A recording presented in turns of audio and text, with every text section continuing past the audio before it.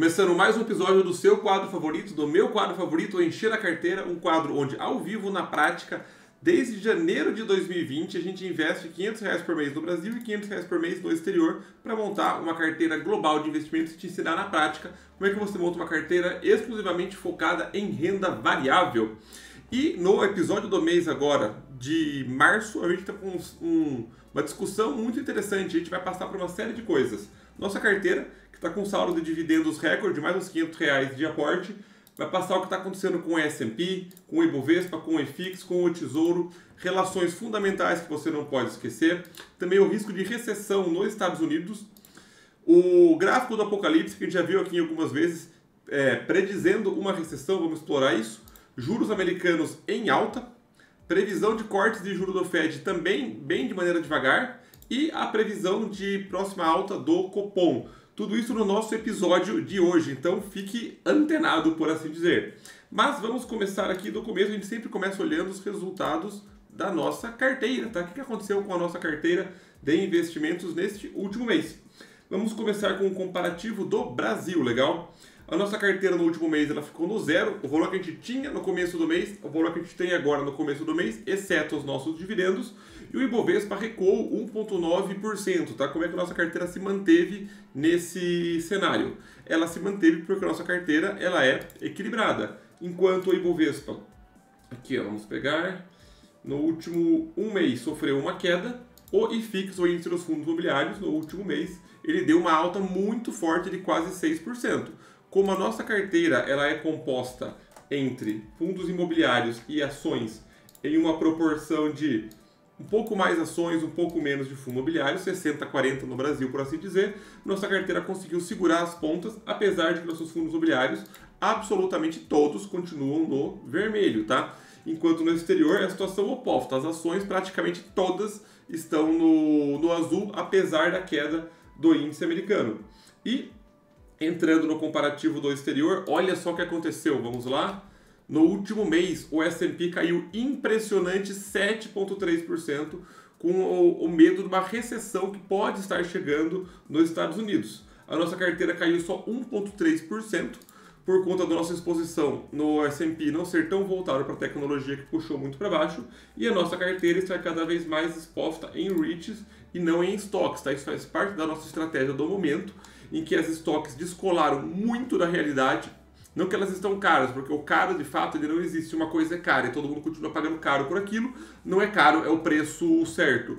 Porém, os REITs, eles que são muito comparados com os fundos imobiliários no Brasil, no meu ponto de vista, eles estão numa situação muito favorável para investimentos. Com o juro americano alto, o preço deles cai para que o dividendo deles fique mais elevado. É a mesma coisa que um ativo que te paga R$10 cotado a 100, te dá um retorno de 10%.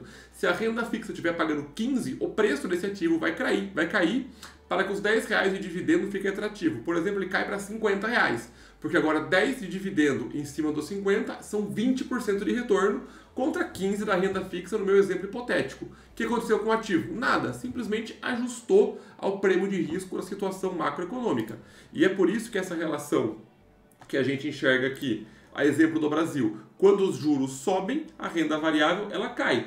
E no Brasil, o juro futuro, que você pode acompanhar tanto em sites como o TradingView, mas se você olhar o Tesouro Pré-Fixado, é a perspectiva do juro futuro do Brasil, que está numa taxa bem elevada, pertíssimo dos 15%. Então, juro futuro em alta, renda variável em baixa, uma regra quase que absoluta do mercado. E por que eu estou tão receoso com os Estados Unidos? Comentei isso nos últimos vídeos, mas vale comentar agora também. A Bolsa Americana, se a gente for olhar o VNQ, que são dos REITs, e depois olhar o S&P, ela tem um comportamento diferente do esperado. No Brasil, acabaram de ver o IFIX e o Ibovespa caindo, enquanto o juro futuro sobe. Se eu pego o juro futuro americano, o juro de 10 anos, e eu olho, por exemplo, contra... Cadê o VNQ aqui na minha lista? É tanto ativo que é difícil achar, né? Vamos lá. Achei. Contra o VNQ, a relação está preservada. Juro futuro subindo, VNQ caindo, juro futuro caindo, VNQ subindo, estão nessa relação contrária. O que é ok, faz parte do movimento esperado. Agora, se eu pego e olho o S&P 500, olha só, ele deu ignorar. Ele subiu em linha reta enquanto o juro futuro subia.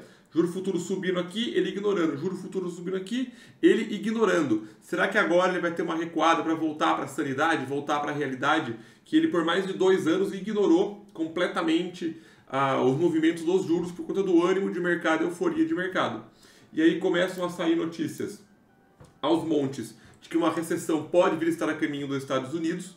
E a gente olha o gráfico do apocalipse aqui, que é quando tem a inversão da curva de juros, ou seja, quando os juros curtos de 3 meses nos Estados Unidos passam a pagar mais do que os juros longos, essa curva ela inverte, ela fica abaixo do zero.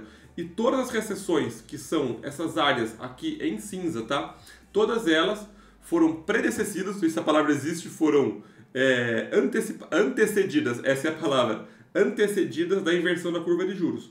Os juros invertem, desinvertem, pá, recessão. Inverte, desinverte, recessão. Inverte, desinverte, recessão. Inverte, desinverte, recessão. Olha o tamanho da inversão que teve. Ele chegou a desinverter aqui, vou dar um zoom, tá? Coloquei 5 anos agora, aqui 2020.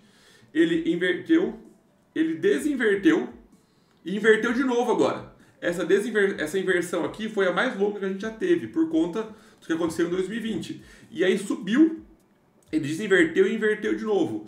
E isso é um cenário que pode acontecer uma recessão americana por conta das políticas monetárias do Trump, querendo enfraquecer o dólar para tornar os Estados Unidos mais competitivo perante o comércio exterior. As tarifas que ele coloca, o que vai causar inflação dentro do próprio país.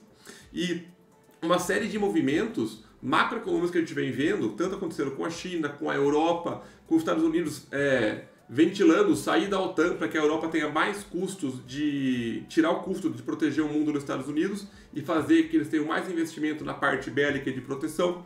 Tudo isso gera muita incerteza no mundo, de forma que o juro futuro, que é o mercado falando do risco que ele aceita para investir no país, está com uma taxa nos Estados Unidos de 4,3% para os juros de 10 anos, para o tesouro americano deles de 10 anos. Essa taxa, pessoal, não existe desde 2007. Desde 2007, fazem quase 20 anos, 18 anos que essa taxa não acontece. E com os juros altos nos Estados Unidos, com os juros altos no Brasil. Aqui no Brasil, ano que vem é ano de eleição. Dificilmente o governo vai ter uma medida de corte de gastos que ajude a nossa inflação a cair. Selic vai subir na próxima reunião do Copom e talvez depois comece a cair no final do ano. Estados Unidos com os juros altos, política inflacionária lá. Vai ser um ano, provavelmente, que ninguém tem a bola de cristal de fato, que os juros vão ficar altos, as incertezas vão ficar altas. E quando isso acontece, a renda variável tende a ficar em baixa. Só que a renda variável em baixa, para quem quer aumentar patrimônio naquele ano, é péssimo. Para quem quer comprar excelentes ativos, ter ótimos dividendos yields e está alocando mais participação societária no ativo por menos dinheiros, é uma jogada muito boa. E como a nossa regra do jogo é o jogo de longo prazo, para a gente é uma jogada espetacular continuar aportando. Porque, sinceramente, nem que os 60 mil aqui tivessem dobrado, foi para 120 mil reais. A minha vida, se eu invisto só 500 reais por mês, no caso 500 no Brasil e 500 no exterior, se isso aqui triplica, de 60 mil vai para 180, vou imaginar que vai para 180 mil. Resolve a minha vida? De verdade, para e pensa comigo. Não resolve a minha vida. Ah, mas Matheus, é melhor ter 180 do que ter 60. Isso é uma verdade desde que você não precise mais guardar dinheiro. Porque o que eu comprava com 500 reais, eu vou precisar agora de 1.500 para comprar as mesmas coisas, concordam? Porque se meu patrimônio triplicou, na média, tudo está 3 vezes mais caro. Então, nesse momento que o meu patrimônio ainda está sendo montado e o meu aporte não vai acompanhar se o patrimônio dobrar, mesmo isso porque eu não ajusto o patrimônio, tá? O aporte, pessoal, eu mantenho 500 reais desde 2020, tá? Se eu fosse só corrigir pela inflação, era que eu estar aportando aqui 800 e poucos reais por mês. Eu só mantenho esse patamar porque é o que vocês me pedem para manter nas pesquisas que eu faço uma vez ou duas por ano pelo Instagram.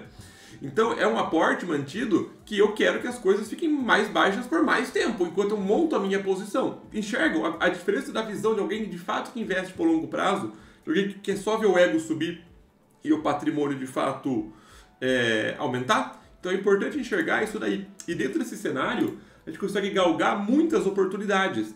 Porque o medo, ele exacerba em coisas que seriam pequenos problemas. Um exemplo, e eu não vou fazer análise aqui no detalhe, se vocês quiserem que eu faça análise, comenta aqui embaixo para eu fazer no vídeo de empresas de sucesso, eu faço no fundo imobiliário. um caso do Tegar. O Tegar é o fundo da nossa carteira que mais caiu, está com 28%. É um fundo de desenvolvimento, de construção e venda. E apesar de eu não precisar aportar mais em fundo imobiliário, eu preciso aportar em ações, que é o valor que está faltando para a nossa carteira ficar equilibrada, eu vou aportar no Tegar sim, tá? Porque o que aconteceu com ele é muito medo de mercado. De novo, não vou ficar explicando aqui a tese do Tegar, ele é um caminho um pouco mais arrojado de desenvolvimento, de construção e venda. Tem uma série de riscos que os fundos de imóveis prontos não têm. Tem o risco burocrático de construção, de venda. E como caiu um pouco os dividendos dele, porque ele parou de construir um pouco e sentou no que ele já tinha feito, o mercado arrebentou com a cota dele de uma maneira, do meu ponto de vista, desleal. E é por isso que eu vou aproveitar e comprar um pouco do Tegar, vou comprar 2 cotas dele e olha só, eu vou tirar 5% do meu preço médio. O meu preço médio do Tegar hoje, que é 112, que é perto do valor patrimonial dele, vai para 107. Então é uma jogada interessante num fundo que não perdeu os fundamentos. Dentro da parte de ações, eu vou fazer a mesma estratégia. Eu vou pegar 3 empresas, a Fleury, a Kepler e a Localiza. A Kepler e a Localiza tiveram resultados mais fracos neste último final de ano. Nem de perto a preocupação com a empresa quebrar ou prejuízo, só tiveram resultados um pouco mais fracos, o que é exacerbado pelo medo de mercado, que é que eu quero capitalizar. Elas estão com uma queda expressiva na minha carteira. As 3 estão precisando comprar, aqui ó, as 3 estão precisando comprar, está com o sinal verde para comprar. Eu vou reduzir bastante o preço médio delas, 7%, 6% e 5%. A Kepler, que o meu preço médio é 9,41, vai para 8,79. A Fleury 17,20 vai para 16,10 e a Localiza 41 vai para 39. Estou comprando elas a este preço aqui. Então é uma estratégia de manter a carteira balanceada e equilibrada. E dentro do exterior, tá? Por conta que eu comentei com vocês agora. Eu não tenho coragem de continuar comprando estoques, tá? Mesmo porque nossa carteira está com ganho expressivo, já capitalizamos boa parte desse ganho, mantém a carteira aqui dentro do equilíbrio. A maior parte está com um ganho bem elevado, se for olhar aqui. Tem ações com 300, aqui vocês não estão vendo ainda, né? 300% de ganho, ou valores até 100, 164 e tal, pouquíssimas ações em queda. E os REITs, se for olhar isso aqui, ó, estão praticamente, vou tirar um zoom para vocês verem. Mas a carteira está com um ganho levíssimo, um pouco expressivo. A gente acabou nunca capitalizando os REITs e eu vou aproveitar e vou fazer aporte em 4 REITs de 4 setores diferentes. American Homes Residencial, NNN, que é o Triple Net Leasing de varejo, o DLR Data Center e o EXR de Self Storage, aqueles pequenos galpõezinhos. Vou continuar aportando nos REITs, deu $90 a conversão de R$500, um pouquinho menos na verdade, 85 e tinha $5 de dividendo. Vou fazer o aporte nesses 4 ativos e ficar sentado enquanto eu vejo isso acontecer, tá? Só vale destacar que o nosso aporte no Brasil vai somar R$800. Ah, Matheus, mas você está mandando dinheiro a mais para lá, né? Sempre alguém em algum momento comenta disso. Ah, pena que deslogou. Vamos ver se deslogou de fato. Eu pego aqui meu extrato, será que desloga ou não? Aí, não deslogou. Vou pegar 3 meses, vou até conferir se não mandei nenhum dinheiro errado nem nada. Não, foi dividendos mesmo aqui, uma TED de 500 e aqui a outra TED de 500. Então assim, não tem nenhum valor a mais, foram dividendos mesmo que a gente conseguiu colocar na nossa carteira, que vai empilhando o nosso aporte de 500. Não deslogou sim, vou dar um pause aqui e vou logar de novo. Aí, logado. Então, pessoal, o que a gente vai fazer hoje, nesse mês, é isso, entendeu? Aproveitar e fazer esse cenário. Nossa carteira está fazendo o papel dela, segurando as quedas no mês que a Bolsa Americana e o Ibovespa, nossa carteira segurou. A performance dela funciona dessa forma. Então, vamos lá. Primeiro os aportes no Brasil, depois a gente vai com os aportes no exterior. Então, vamos lá. Bora lá. Comecemos aqui. Comprar. Vamos começar comprando a Kepler no fracionário. Vamos comprar 30 cotas da Kepler. Vamos colocar o preço aqui, tá R$7,50. Assinatura eletrônica, não sei se eu lembro dela, se tá certo. Vamos lá enviar, errado. Não sei se eu me recordo dela. Acho que agora vai. Aí foi. 30 Kepler comprada. Vamos comprar agora a Fleury também no fracionário. 19 para o nosso saldo dar certinho. Enviar ordem. A última compra de ações, a Localiza. E tem um vídeo, pessoal, da Localiza no canal fazendo análise dela de cabo a rabo, tá? Por isso que eu não faço análise das empresas aqui, que a gente tem um quadro específico para isso. A Fleury pegamos a 7,41, a Kepler a 7,41, a Fleury a 10,73 e por último a localiza a 3006. Agora falta o Tegar. O Tegar a gente vai comprar quantas cotas dele mesmo? Deixa eu ver aqui. Vamos comprar 2 cotas, se não me engano. É 2 cotas do Tegar. Comprar Tegar 11. 12 mil cotas é um pouquinho demais. 2 cotas. Opa, tá o Tegar errado aqui, né? Boa, 2 cotas. Vamos subir o preço dele e mandar bala. 2 cotas do Tegar. A quanto? 80 e 58. Beleza. Agora vamos para o nosso aporte no exterior. Vamos lá. No exterior aqui. Vamos comprar 4 REITs. Então vamos aqui. Search. Estamos com quase 5 mil dólares lá. Comecemos com American Homes. Vamos lá. AMH. 25 dólares de você. Já temos nossa posição. Vamos investir. Quantidade 25 dólares. Continuar. Enviar ordem.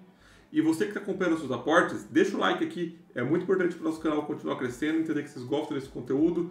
Esse canal aqui, essa série, eu acho que tem um valor absurdo comprando triplo N. Porque é desde 2020 na prática. Não é aqueles investimentos absurdos de investam 100 mil reais por mês. Não é a realidade da galera. E tudo bem, não tem nenhum problema. Mas quando você tem valores menores para investir, nem que você invista mais do que eu estou investindo aqui nesse quadro, é importante que o conceito e a carteira que a gente faz aqui é muito parecida com a minha carteira pessoal, com uma ou outra diferença. Por exemplo, na minha carteira pessoal, eu tenho cripto e tenho um pouco menos de ações de crescimento, um pouco mais de ações de dividendos, por conta do patrimônio. Mas a estratégia racional é exatamente o mesmo. Então, aqui, penúltimo aporte, que é o DLR, 25 doletas. E por último, o EXR, que é o que vai de fato sobrar para nós. Colocar todo o saldo. Então vamos aqui, EXR, investir, quanto que sobrou? 19,09. Continuar, enviando ordem, enviada. Feito, pessoal, espero que tenham gostado do episódio de hoje. Se gostou, comenta aqui embaixo, deixa o seu like e compartilha esse vídeo com quem você acha que vai agregar. Eu vejo vocês na próxima. Um abraço.